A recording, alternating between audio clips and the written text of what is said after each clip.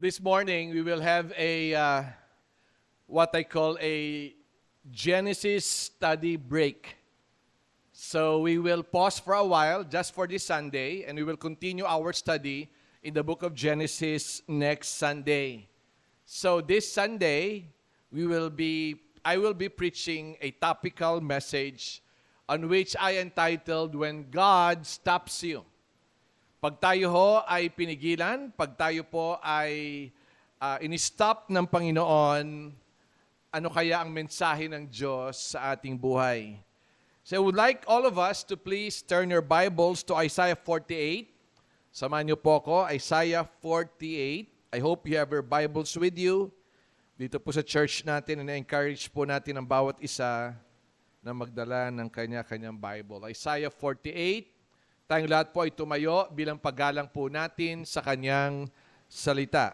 But kung nahirapan po kayo tumayo, pwede lang kayong umupo. No? Isaiah 48, starting verse 17 up to verse 18. This is what the Lord says, your Redeemer, the Holy One of Israel. I am the Lord your God, who teaches you what is best for you, who directs you in the way you should go.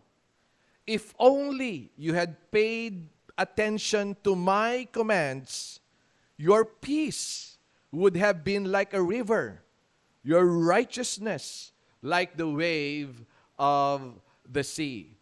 This is the word of the Lord. Speak to us, O God. You can all be seated now.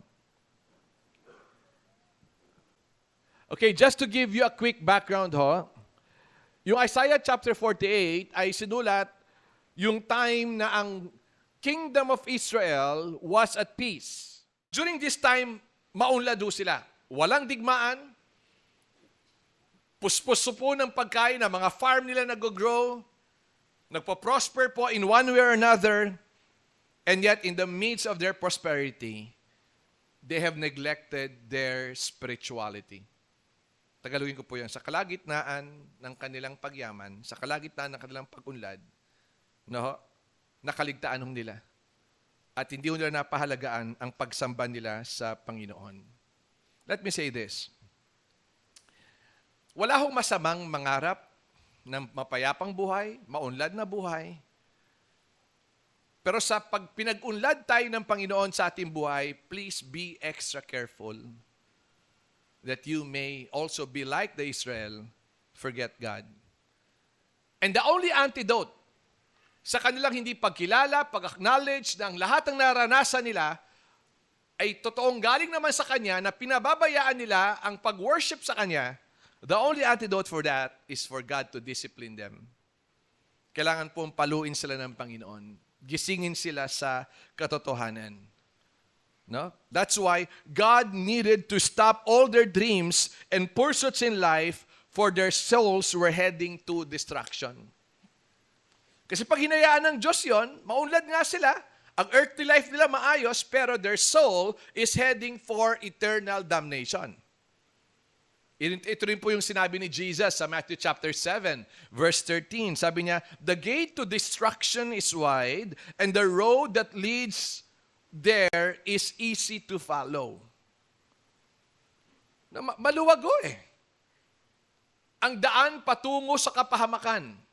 And if we will be faithful to the context or interpretation of the scriptures, Jesus was talking about your soul, my soul, yung kaluluwa po natin. Now, tingin sa akin lahat to. Ang Diyos nagkikare sa buhay mo. God cares for our human earthly life. Don't get me wrong. But God cares more with your eternal life, with your spiritual life. Whatever earthly blessings that we have, it will die down. It will fade away. Tama? It will not last. But your soul, my soul, will last. Kaya mas concerned si Lord sa spiritual life mo kesa sa earthly life mo. Sabi nga ni Jesus, what shall profit a man if he gains the whole world, world, and yet loses his own soul? Yung pangarap mong yumaman at ikaw ay yumaman, let me say this, mamamatay ka din. And you will face your maker. Tama ho? Kung pangarap mo maging vice president, COO, CEO ng company ninyo, makamit mo man yun, mamamatay ka din. Yung pangarap mo magkaroon ng kotse, bahay, maaaring marating mo yan sa grace ng Panginoon, but the truth of the matter, mamamatay ka din. Haharap ka sa Diyos na manlilikha mo, mananagot ka sa Diyos na nagbigay ng buhay sa iyo, nagbigay ng mga blessings sa ito sa iyo. That's why, because He loves you and He cares for you, He will stop you at some point. Because He cares for your soul more than anything else. Ayaw ho nating ini-stop tayo. Ayaw nating pinagbabawalan tayo. But when God stops you, it only means He loves you. Okay? Let me say this. Our God is not a KJ, killjoy. Our God is the joy giver, more than you ever know. More than you ever know. And He will stop you because He loves you. Kaya ito yung sinasabi niya sa bayan ng Israel. Yung binasa po nating text, sabi niya, sabi niya sa the same chapter, Isaiah 48, sa earlier verses 10 to 11, sabi niya, see, I have refined you, though not as silver. I have tested you in the furnace of affliction. For my own sake, and for my own sake, sabi ng Diyos sa bayan ng Israel, I do this. How can I let myself be defamed? I will not yield my glory to another. So anong point natin dito? God is demanding that in your life, in my life, He should be glorified.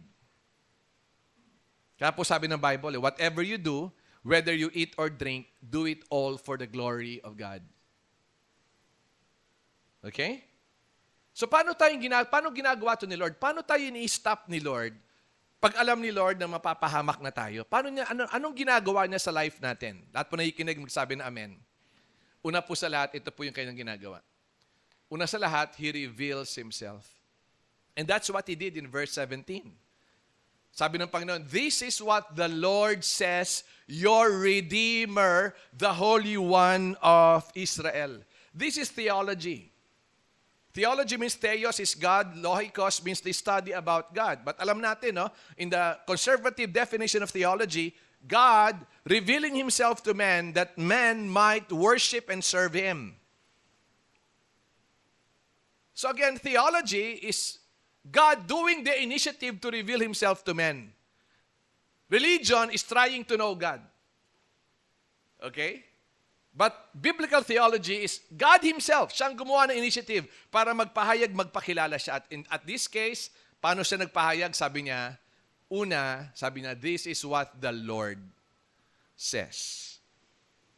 In the Hebrew language, original language of the Old Testament, the word Lord there, it means He's the creator, the owner, and sustainer of all things. Siya ang nagmamay-ari, siya ang lumalang, at siya ang nagpapalakad, siya ang nagsusustain. Tama ba yung Tagalog ko? Siya yung nagsusustain ng lahat. Siya ang lumalang, no? Siya ang nagmamay-ari, at siya ang nagkokontrol ng lahat. Yun po ibig sabihin ng Lord. And that includes your life. Pangalawang pagpapakilala niya Redeemer. Let's all say Redeemer. In the Hebrew language of that word, sinasabi niya, ako lang ang pwede mag-restore ng life mo. Ako lang pwede mag-redeem ng life mo. Ako lang ang pwedeng magbalik ng totoong kahulugan sa buhay mo. At pangatlo, sabi niya, the Holy One of Israel. Ibig sabihin, I am the only God. There is none else.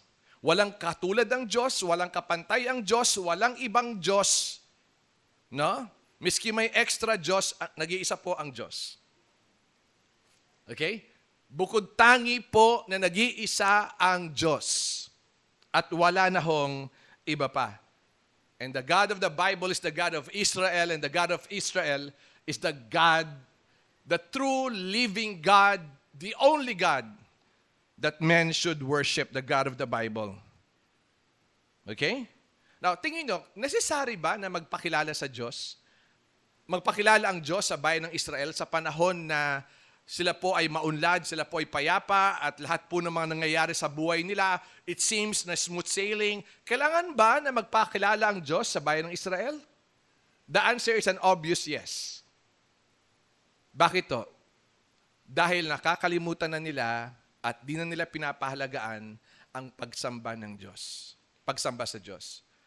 Pinili nilang kaligtaan, kalimutan, manlamig, kilalanin na anumang kapayapaan, anumang pag-unlad, anumang nagaganap sa kanilang kaharian at individual na buhay, ito ay dahil sa Diyos.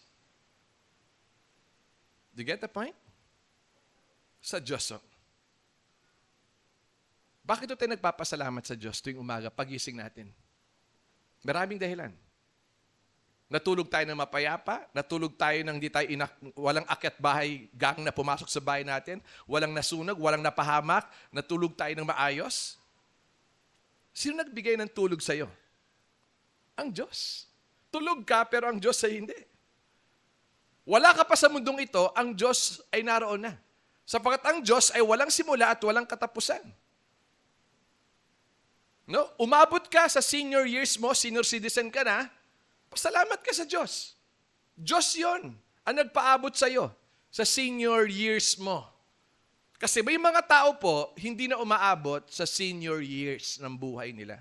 Are you getting the point here? Maraming tayong dahilan para ipagpasalamat ho sa Diyos at kilalanin po ang Diyos sa ating buhay. Kaya nga sabi ng Bible, whatever you do, whether you eat or drink, do it all for the glory of God. Kung bakit ka narito ngayon, dahil may Diyos na nagdala sa iyo rito. Kung bakit nararating mo yung mga nararating mo ngayon, dahil may Diyos na biniyayaan ka niya na marating mo yung mga nararating mo. Kung bakit mas matangkad ka sa iba, dahil may Diyos na nagpatangkad sa iyo. Kung bakit mas maliit ka kaysa sa iba, dahil meron ding Diyos na ginawa kang maliit. Maraming advantage sa mga maliliit. Una ka sa pila. Pangalawa, pag nasunog yung tren o yung bus na sinasakyan mo na air condition, madali ka makalabas sa bintana. No, mahirap kang barilin. Kung babarilin ka, madali kang magtago. No? Ibig ko sabihin, lahat ng mga nagaganap sa buhay natin, yan ho ay kamay at kapaintulutan at galaw ng Diyos. Kaya dapat itong magpakilala ang Diyos sa iyo dahil lumalayo ka sa Kanya. Dahil nakakalimot ka sa Kanya. Kawawa ho ang isang tao na mahirap ka na nga, marami ka ng problema, lumalayo ka pa sa Diyos. Saan ka lalapit? Kanino ka kakapit?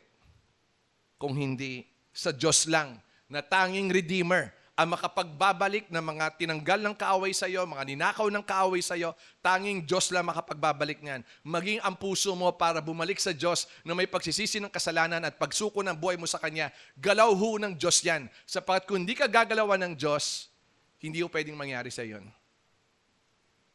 Why run away from God?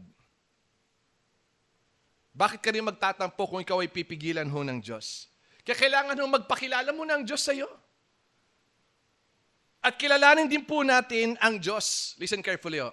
Diyan yung malalaman ang mga bulaang propeta at mga pastor at mga mangangaral ng salita ng Diyos na hindi totoo at hindi galing sa Diyos. Yung mga false teachers, sasabihin nila sa iyo, ang buhay na ito ay patungkol sa iyo. No? Ang Diyos ay pagpapalain ka. Ang Diyos ay mamahalin ka. Ang Diyos nandiyan para ikaw ay pag-unlarin. Ang Diyos ay katatagpuin ng mga pangarap mo. Where in fact, totoo naman po yun. Pero ang mga totoong nangangaral ng salita ng Diyos, sinasabi nila sa iyo, ang buhay na ito ay hindi patungkol sa iyo. The life in this world does not go around in your life. Ang buhay na ito ay patungkol sa Diyos. At para maintindihan mo ang Diyos, para maintindihan mo ang buhay, kailangan maunawaan mo at maintindihan mo at makilala mo kung sino ba itong Diyos na ito. So life is not about you. Life is all about God.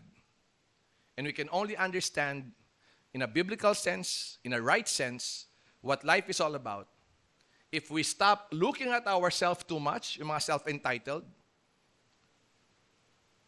and bring our focus and fix our eyes on who God is. Ganda nga na sinabi ni Alistair Begg.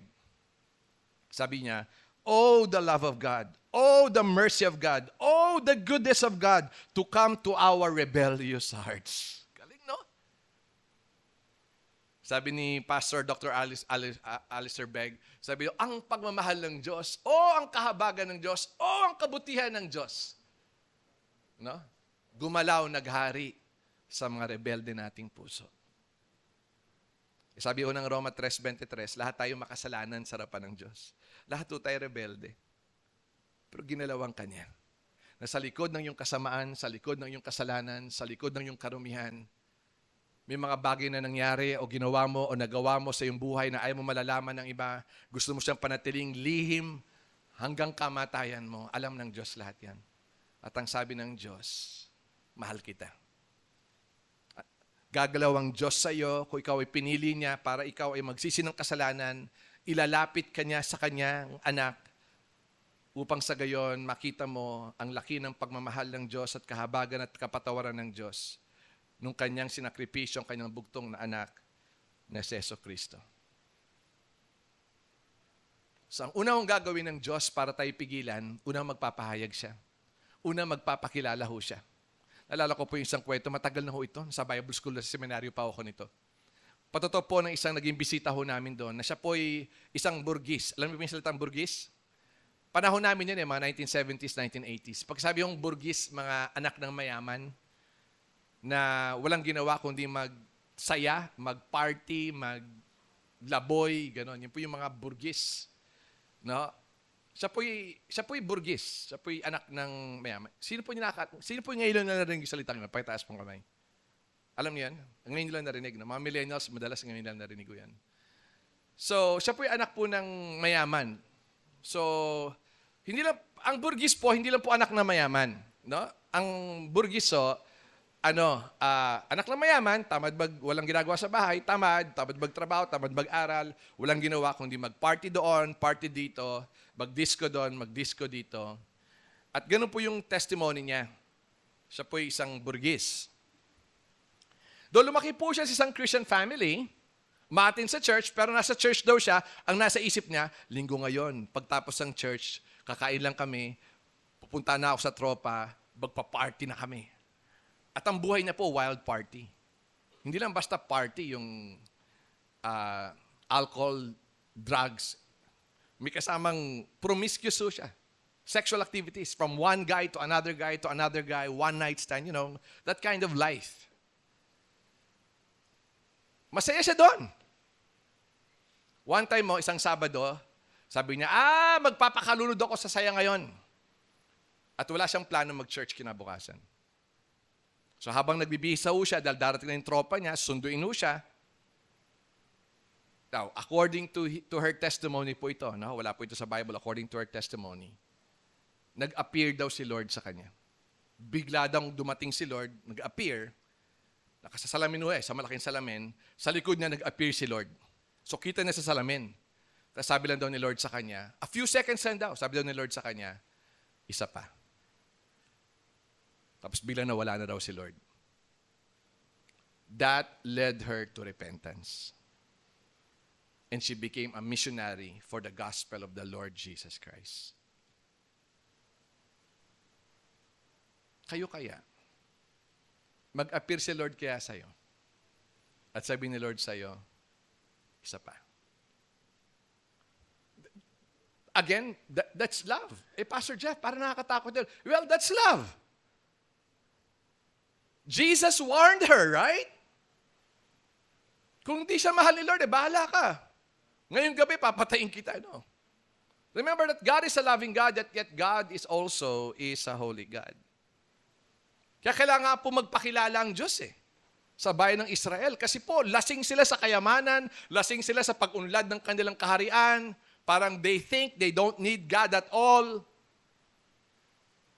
And yet, God allowed the Babylonians na atakihin at sakupin ang Israel para tapusin ang kanilang kahibangan at ang kanilang pagsandal sa kanilang kayamanan at kapangyarihan. Sapagkat higit sa lahat, anumang kayamanan, anumang kapangyarihan, anumang kapayapaan na meron sila, lahat yun galing sa Diyos. Kaso nga lang, hindi nila kinikilala. Paalala ko lang kayong mga pinag-uunlad ng Panginoon, alalahanin niyo po, ang lahat ng yan ay galing sa Kanya. At kung galing sa Kanya, pwede na rin alisin That's why when God stops you, look at it as God's intervention of love towards your life. So, paano tayo pinipigilan ng Diyos o nagpapahayag siya? Dalawa He assures us of what is best for us. Sabi niya, I am the Lord your God who teaches you what is best for you, who directs you in the way you should go. See? Kapag pinipigilan tayo ng Diyos, may pinapadala ang Diyos sa atin para mapigilan tayo sa mga plano, pangarap, miski parang walang masama sa mga pangarap natin, pero alam ng Diyos ang future kasi.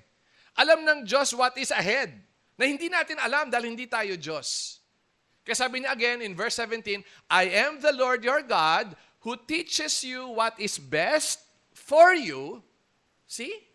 God has the best interest in your life. Okay? Pag may nagsabi sa iyo, pag ako naging boyfriend mo, ako na pangasawa mo, magiging masaya ang buhay mo. Really? Lalagay tayo sa tahimik. Really?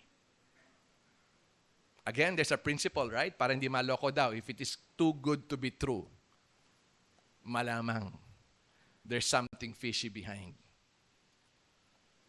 You know who has the best interest for your life? God. Kasi si God, omniscient, alam niya ang lahat, past, present, and future. Siya po ay omnipresent, sasamahan ka niya lagi.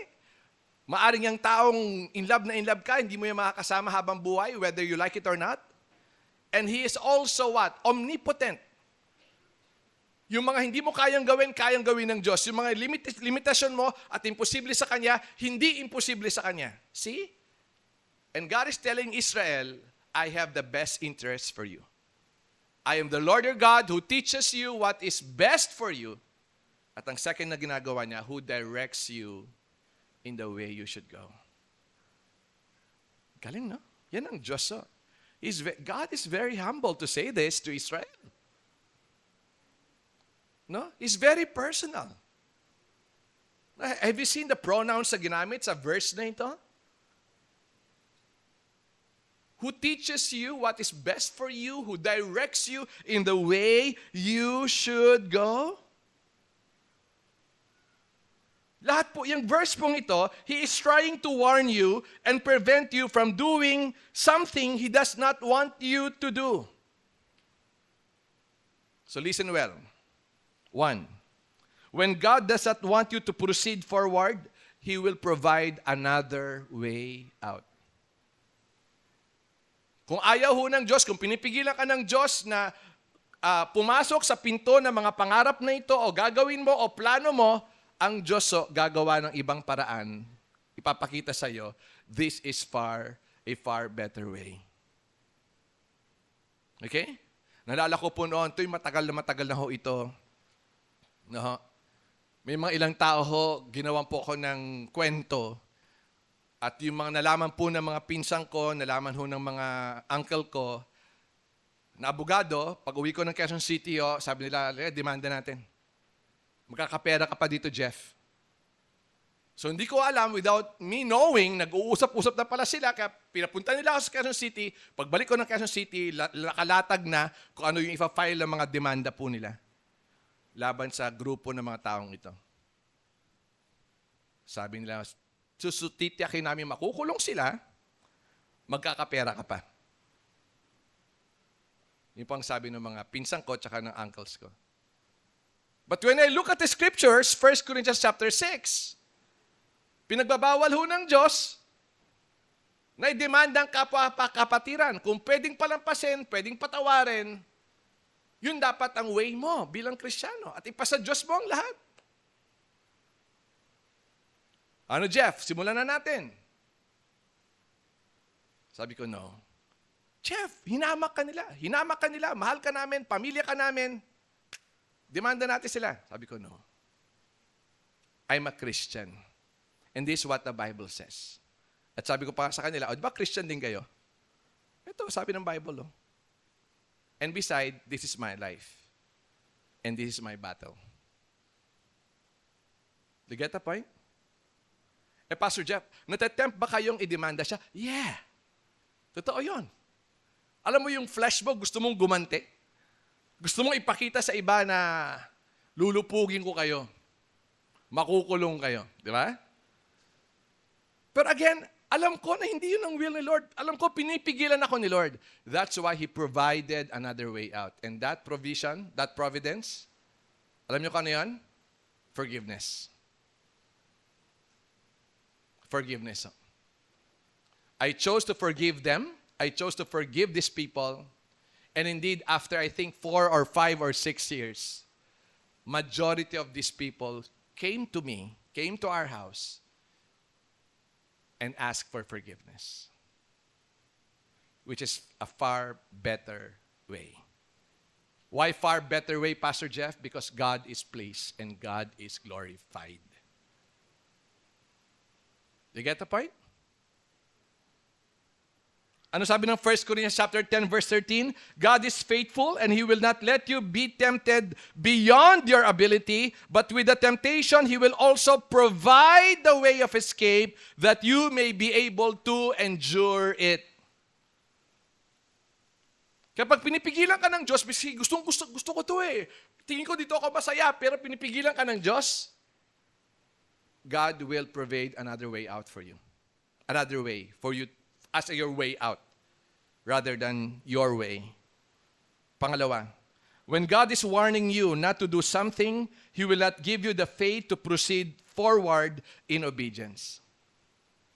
Pag pinipigilan ka ng Diyos sa mga pangarap mo, plano mo na gusto mo, gagawaran ka ng Diyos, bibigyan ka ng Diyos ng faith sa Kanya para ikaw ay mag-obey sa Kanya. Alam niyo, minsan malaking challenge at mahirap pag tayo'y pinipigilan ng Diyos. No? Pero kasi kung yung plano natin ay plano rin ng Diyos, madali hong tanggapin eh. Pero kung yung plano mo ay hindi plano ng Diyos, yun ang challenge, yun ang mahirap tanggapin. No? Maaring marami tayong tanong. No? Pero, bibigyan tayo ni Lord ng faith to believe para sumunod sa Kanya. Halimbawa, no? Bago ho kayo magkakilala ni Sir Jeannie, meron po akong ex-girlfriend. Siya po ay Christian din. Lasalista. 5 years ho kami nun. Okay? Pag po na-invite mag-preach, siya po ay kumakanta dahil maganda boses. So parang tandem kami, tandem. To make the long story short, nangyari ho, nagkahiwalay kami. Nag-break up kami. Yung nag-break kami, pilit kong pinagpe-pray, Lord, sana magkabalikan kami. Alam mo yun, you're praying hard, you're doing stuff para magkabalikan kayo. Pero alam ko na, napaka-clear sa akin, na niloob ng Diyos na mag-break kami at hindi na kami magkabalikan. Pero at some point, parang nag-i-insist ako, lalo pag naalala mo yung mga anniversary ninyo. Panahon namin kasi po, ang celebration, anniversary, hindi monthsary. Wala kami mga monthsary, weeksary, daysary, ang kukorni ng mga ganun ngayon. Ang gastos nyo, ha? Di ba? Wixery. Uy, gano'n na kayo tagal? Oh, matagal na kami. Ano, isang buwan? Isang buwan? Okay, so, naalala mo yon yung mga lugar na pupuntahan ninyo. Talaga, parang gusto kong magkabalikan kami. Pero it's very clear in my heart, hindi na kami will ni Lord. Kaya one time, sabi ko kay Lord, Lord, forever, hindi na ako mag-aasawa, hindi na ako mag-girlfriend, hindi na ako mag-aasawa. Maglilingkod na lang ako habang buhay sa'yo. Kasi pastor na ako yun eh. Eto, siguro sabi ni Lord yung time na yun, no? Alam ko, plano ko, di mo alam ang plano ko sa'yo. So, ini-stop ko na po yung pag-pursue sa Kanya. After 2 years na wala akong nililigawan, matagal na kaming wala na rin akong pangarap na balikan siya. Kay Lord na lang talaga ako. Biglang dumating si Sister Jeannie. Kaya nagsimula, magkaibigan lang kami kasi pinipigilan ko yung damdamin ko. Sabi ko, ayoko na mag-girlfriend. Ayoko din matsaktan. Ganon. So, naging magkaibigan kami, naging mag-best friend kami. Dahil pareho kaming J, no? Tawag sa amin ng mga kasama namin sa church ng mga kabataan din. Ako si Big J, ako si... Hindi. Ano ba tawag sa akin? Kalimutan ko. Basta, siguro kami yata nagpauso ng couple shirt. Mag-best friend pa lang kami, may couple shirt na kami. White na may letter J sa likuran. Ganon. So, tapos yung dumating yung time na I think na parang na-inlove ako sa kanya, pero pinipigilan ko kasi hindi ko alam kung dahil nagsabi ako kay Lord na hindi na ako mag-aasawa or dahil, gaya nga sabi ni Mark, parang natatakot akong masaktan uli. Ganun. Pero it's been 2 years, right? Siguro it's more of, dahil nagsabi ako kay Lord na buong buhay ko, pagiling ko na lang kita, Panginoon. Hindi ako mag-apapamilya. Pero I cannot deny myself that I'm falling in love with Sir Jeannie. Ganon. Tapos, sinasabi ko kay Lord lahat yung, Lord, ba't parang na-inlove ako dito sa kapatiran na ito, sa kaibigan kong ito, para ako na-inlove sa kanya. Walang sagot si Lord. Miski yung time na bago kami nag-break up ng ex ko, ang dami kong tanong na, bakit? Bakit, Lord? Bakit? Pareho kaming Christian, pareho kami nag-serve kay Lord. Bakit? Tanong, sinagot ako ni Lord, hindi. Hindi. Kasi hindi obligado ang Diyos na sagutin ang mga bakit natin. Pero obligado tayo na magtiwala at sumunod sa Diyos. Sa likod ng ating mga bakit. Ulitin ko lang yan. Hindi obligado ang Diyos na sagutin ang ating mga bakit. Pero obligado tayo na miskin di natin naiintindihan ang mga pinahihintulutan ng Diyos sa buhay natin, obligado tayong sumunod pa din sa Kanya at magtiwala. Okay? There's this old hymn song, sabi doon, trust and obey, for there's no other way to be happy in Jesus, but to trust and obey. Hindi nga alam ng ilang kapatiran na nag-break kami. Sa grace lang ni Lord. Hindi ako yung parang lungkot na lungkot, yung gano'n. Hindi ho. Umiiyak ako halos gabi-gabi. Piniplead ko kay Lord na magkabalikan kami. Nagtatanong ako ng maraming tanong kay Lord, bakit?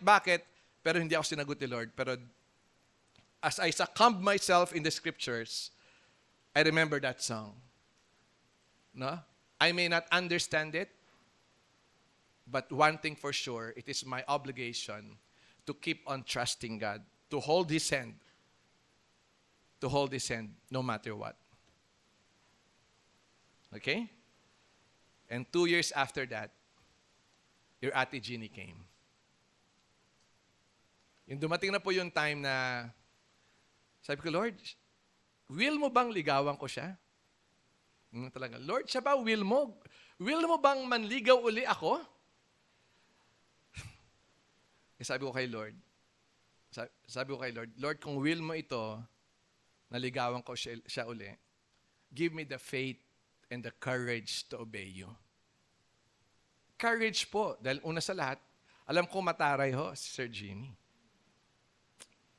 Yun na in love na po ako sa kanya noon. May sports fest po kami sa previous church namin. Ping pong, no? Nanonood si Sir Jimmy. Ang sports ko, ping pong.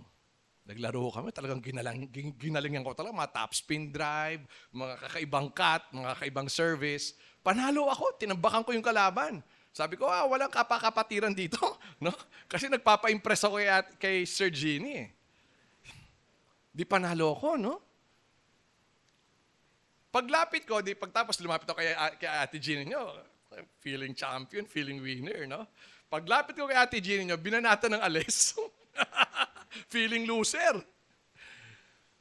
Those were the memories.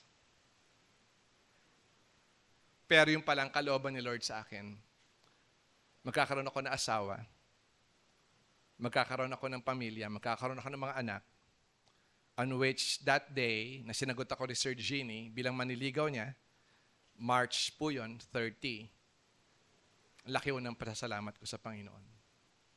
And I have never regretted the day na kami po ni Sir Genie ay naging mag-asawa. And thank you, Lord. Binigyan ako ni Lord ng faith to proceed forward in obedience. Okay? Pangatlo ho. When God is telling you to stop, He will highlight the cons of proceeding forward but maximize the spiritual rewards. Pag pinipigilan ka ng Diyos, ipapakita ng Diyos through sa pagbabasa mo ng Biblia, sa pakikinig mo sa preaching, pag-attend mo ng CEF Bible study natin, sectoral Bible study natin, may mga tatamaan ka, may parang, ako yata yung kinakausap ni Lord. Pinipigilan ka ni Lord at pinapakita na sa iyo yung consequences pag tumuloy ka dyan. Kaya kita pinipigilan dahil may consequences kang mararanasan pag tinuloy mo yan. Pero at the same time, papakita rin nila sa iyo, papakita rin ng Diyos sa iyo yung spiritual rewards naman pag ikaw ay nagpatigil o nagpahinto sa ating Panginoon. We can read that in Proverbs chapter 3, verse 30 to 15, by the way. 2 months na po yung ating church sa Dasmariñas. We praise God for His kindness. Na? Meron po doon umattend. Galing po siya sa former church, sa isang church, sa Dasmariñas. Malaking church siya. Umattend siya doon. Isa ho siya sa mga attendees natin sa Dasmariñas church ho natin na talagang ginalawan ng Diyos. May regeneration na ganap. Though 5 years na siyang akala niyang Christian, pero doon lang talaga siya naging Christian when she heard the gospel message of Christ. If I'm not mistaken, siya po ay 48 years old lamang. Magandang babae. May hiwalay sa asawa. Hindi pa annulled ang marriage sila. At ang sabi niya, one time pag uwi namin, sabi niya, Pastor Jeff, Sir Genie, gusto ko sana yung mga anak ko, gusto ko sana yung aking mga kapatid, lahat ng kapitbahay ko, lahat ng mga kaibigan ko, lahat ng naging office mate ko, makarinig ng gospel, itong gospel. Pastor Jeff, kailan ba tayo mag-evangelism, gospel enrichment class sa Dasmariñas? Sabi ko, magkakaroon tayo, sis. Sabi niya sa akin, lagay niyo na po ako as number 1 student ninyo. Magpapalista na po ako agad. Ganon yung passion niya. When she surrendered her life to God. But a few weeks ago, she was taken by the Lord. She was taken by the Lord. She was found dead that early morning. Cardiac arrest po. Nagulat kami lahat. Sir Genio, ka-text niya pa that night before she died. Walang simptomas, walang pagpapaalam, walang simptomas na may sakit siya, whatsoever. From naik pa ho siya, doon pa siya nag-worship sa Dasmariñas Church. Dahil una, nandun po yung tropa niya. Pangalawa, doon siya nakakilala na intindihan yung gospel. Ini-invite nga namin dito sa Kawit, mas malapit po siya. She died. Nagulat po kami. When I heard the news, I will not say a bad news. When I heard the news, mupo lang po ako, nag-pray ako kay Lord. At nagpasalamat ako. Because 1 week, listen carefully, 1 week before she died, kinausap niya ako. Pastor Jeff, maging honest ako sa inyo. Hindi pa kami anal ng husband ko. Pero hiwalay na ho kami. Narito po ako sa Cavite, nasa Visayas po siya. At ang sabi niya, meron po akong boyfriend. Filipino rin sa New Zealand. Hindi pa rin po yun hiwalay sa asawa niya.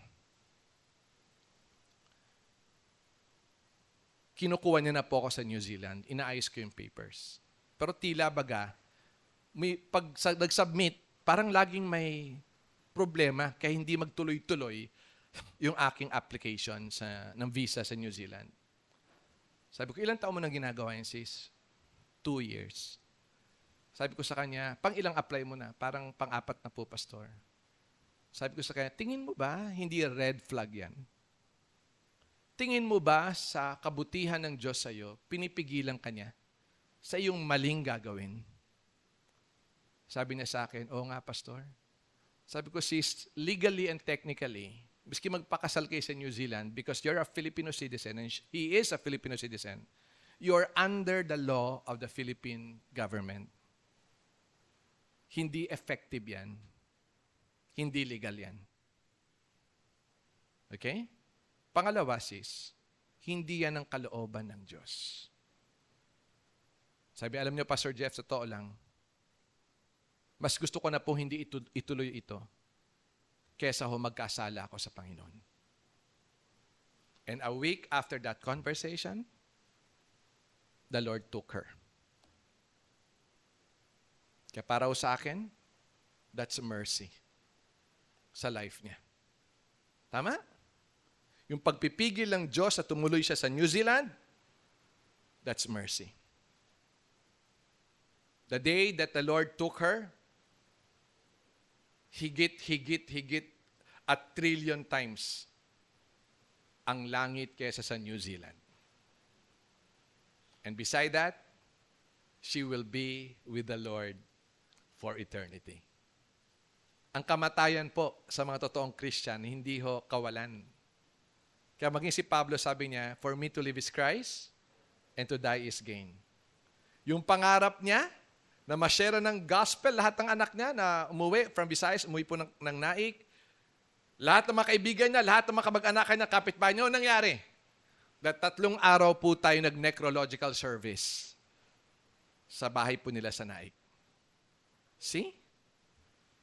Do you get the point? Which is far better, heaven or New Zealand? To be where her boyfriend is, or to be where Jesus is. Do you get the point? So when God is telling you to stop, He will highlight the cons of proceeding forward, but maximize your spiritual rewards. Ang problema sa atin kasi minsan, I might discuss this we're going through a series po sa Dasmariñas, yung Knowing God's Will series.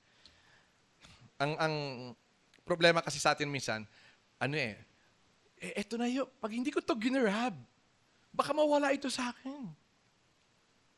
Trabaho man yan, tao man yan, o ano pa man ho yan, yun ang problema eh. Tingin mo ba hindi alam ng Diyos yun?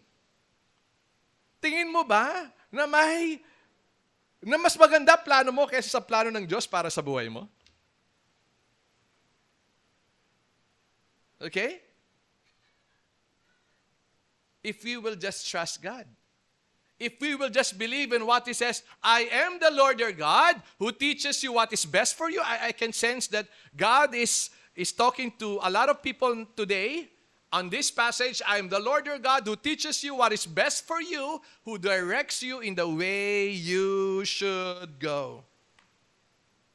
Lastly, mga kapatid, paano tayo ni-stop ng Panginoon? He will rebuke us and remind us through His words. Oops. Ano po sabi ng verse 18? If only you had paid attention to my command, sabi ng Diyos sa bayan ng Israel, kung nakinig lang kayo, kung pinahalagaan nyo lang ang salita ko, hindi ang salita ng hari nyo, kundi ang salita ko, sabi niya, your peace would have been like a river. Hahaba pang kapayapaan nyo. Sinabi po ito ng Diyos sa bayan ng Israel nung sila po ay nasakop na ho ng Babylonia. Okay? Sabi niya, if you only had paid attention to my commands, your peace would have been like a river, your righteousness like the wave of the sea. Kung bakit walang kapayapaan at kakontentuhan ng buhay mo, hindi dahil wala kang boyfriend, wala kang girlfriend, o wala kang asawa. Kung bakit walang kapayapaan at kakontentuhan ng buhay mo, dahil ang Diyos ay hindi mahalaga sa iyo. Sapat kung mahalaga ang Diyos sa iyo, mahalaga ho ang salita at utos ng Diyos sa iyo. Nakikinig po ba ang bawat isa? November 14, 1983, nung ako po ay ginalawan ng Diyos at sinuko ko ang buhay ko sa Panginoon. It's a long journey. Dami yung challenges. I've not been a perfect, godly Christian, a perfect pastor. Dami ko rin humakamalian. Madalas napapansin ko, pag ako'y lumalayo sa salita ng Diyos, napapalapit ako sa kasalanan. Pag ini-ignore ko kung ano yung sinasabi ng Diyos, nahuhulog po ako sa kasalanan. Pag binabaliwala ko ang mga paalala ng salita ng Diyos, nalilinlang nadadaya po ako ng kasalanan at ng kamunduhan. At the end of the road, sabi ko, sana Lord, nakinig ako sa iyo. Sana Lord, tinayuan ko ang salita mo. Sana Lord, pinakinggan kita. Alam ko, kung di man lahat po tayo, marami sa atin may mga ganong karanasan. Nalinlang, nagkasala, nagkamali tayo dahil hindi natin tinayuan ang salita ng Diyos. Ano po sabi ng salmista? Sabi niya, your word have I hid in my heart that I might not sin against thee. Psalms 119, verse 11. Sabi ni Pastor Jeff, our love for God is measured by our love for His Word. Hindi lang, yan po'y hinango ko hindi sa aking sariling kaisipan. Yan po'y hinango ko based sa John 14, 23 to 24. Jesus answered and said to him, if a man love me, he will keep my words. And my Father will love him, and we will come to him and make our stay with him. He that loves me not, keeps not my sayings. And the word which you hear is not mine, but the Father's which sent me. So hindi mo pwedeng paghiwalayin yung pagmamahal mo sa Diyos at pagsunod mo sa Kanyang salita. Ang mga sumusunod sa Kanyang salita, yan ang katibayan na mahal mo ang Diyos. Mahal mo si Jesus. And again, ang resulta, abounding peace, abounding righteousness. Pag pinagyaman tayo ng Diyos, bunga ng ating pagsunod sa Kanyang salita, it will bring peace. Pag pinagyaman ka, pag ikaw ay yumaman, bunga sa kasamaan at kasalanan, I will assure you, you will not have peace. Okay? Pag ikaw ay pinagyaman ng Diyos, pinagunlad ng Diyos, ang buhay mo, bunga ng iyong pagsunod sa Kanyang salita, mag-a-abound ang righteousness mo. Lalo kang magiging humble. Dahil alam mo na ang lahat ng ito ay grace lang ng Panginoon sa iyo. Pero pag yumaman ka sa maling kaparaanan, your righteousness will not abound. What will abound sa iyo? Yabang mo. Arrogance, pride. Yan ang mag-a-abound sa iyo. At hindi righteousness. Let me close with what A.W. Tozer once said. And I'll close with this. If God gives you a few more years, remember it's not yours. Your time must honor God. Your home must honor God. Your activity must honor God. And everything you do must honor God. Tagalogin ko po yan. Kung bibigyan pa tayo ng Diyos daw ng mga ilang taon sa buhay. Ako po, 53 na. Bagamat mukha po akong senior citizen. Lalo po sa mga kahera ng SM Tabon, Save More Tabon. Pa ako nag-grocery dyan, ang laging tanong sa akin, may senior po? Sabi ko, wala. So, I'm 53, going 54 next year, April. Pero isipin mo, no? Ilang taon na lang ang buhay ko? Kung isipin nyo talaga. At kayo ng mga senior citizen dito, huwag kayong malungkot. Kasi sa kakabutihan ng Diyos, pinaabot kayo ng senior years. Besides sa discount ninyo. Kasi may mga tao ho, listen carefully young people, may mga tao na hindi na umaabot ng senior years. Do you get the point? No? Kasi nga yung buhay natin, hindi mo yan hawak. Pagkalooban ng Diyos, mamamatay ka bukas, wala kang pwedeng magawa doon. Walang doktor, walang yaman, walang tao, walang lugar na pwedeng pumigil ng araw ng iyong kamatayan. Are we getting the point here? No? Kaya sabi na rito, kung bibigyan pa raw tayo ng Diyos ng ilang pang mga taon sa buhay natin, sabi niya, alalahanin ninyo, yung buhay mo hindi yan sa'yo. Sabi niya, kaya nga yung kapanahunan mo, dapat magbigay ng karangalan sa Diyos. Yung tahanan mo ay dapat magbigay ng karangalan sa Diyos. Yung mga ginagawa mo ay dapat magbigay ng karangalan sa Diyos. At lahat ng gagawin mo ay dapat magbigay ng karangalan sa Diyos. Kung tatakbo ka sa panahon, sa araw ng barangay election, dahil meron kang 1 milyon, una sa lahat, hindi nakapagbibigay ng karangalan sa Diyos yon. Pangalawa, hindi ka namin iboboto dahil ikaw ang mga panira sa bansang Pilipinas.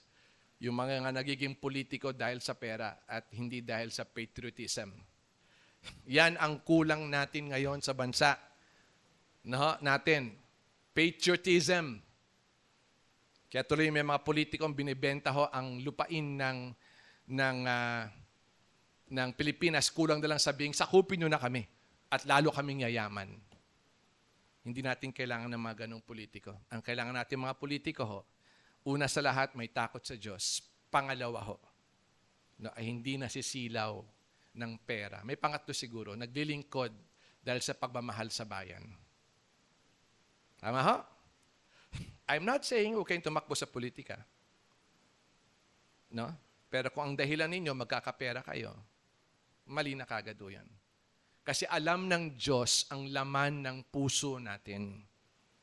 Kaya sabi nga ni A.W. Tozer, sa lahat ng iyong gagawin, tiyakin mo lang na ikaw ay magbibigay ng karangalan sa Diyos. Binuhay ka ng Diyos para sa karangalan ng Diyos. At para din sa iyong kabutihan. Sapat pag binibigyan mo ng karangalan ng Diyos, ang Diyos na ito na banal, perpekto, matuwid, ay mabuting Diyos din. At tiyak, pagpapalain ka niya. Ano sabi ng Matthew 6:33? Seek ye first the kingdom of God and His righteousness. Ang context po, yung mga daily needs sa atin ng Matthew 6. And all of these things shall be added unto you as well. Mabuti po ang Diyos. No? Ang dapat lang natin gawin, makinig sa Kanya. No? Makinig sa Kanya. At pag ikaw ay pinigilan ng Diyos, huwag sasama ang loob mo. Sapagkat ang pagpipigil ng Diyos ay ebidensya ng pagmamahal niya sa buhay mo. Palakpakan natin ang Panginoon po. Thank you, Lord. Manalangin po tayo. Dakilang Panginoon, aming Ama, maraming salamat po sa aming pag-aaral po ngayon. Dalangin po namin, O Diyos, na iukit nyo ang lahat ng aming natutunan sa aming mga puso, sa aming mga kaisipan, upang maging maingat ho kami sa pagsunod sa iyo. Biyayaan niyo po kami ng pananampalataya na maniwalang mas maganda ang plano mo higit sa mga plano namin. Mas maganda ang nais mo higit sa mga nais namin. At sa mga panahon na kami po ay pinipigilan nyo, turuan nyo kaming magpasakop na may kasamang pagtitiwala na dahil ikaw ay ang mabuting Diyos, makapangyarihang Diyos, may hawak ng lahat, magagawang lahat, Dadalhin mo lamang kami sa mga bagay na magbibigay ng kaluwalhatian sa iyo at magdudulot ng kabutihan sa aming buhay. Maraming salamat, dakilang Panginoon, sa ngalan ni Jesus. Amen at amen. Praise God.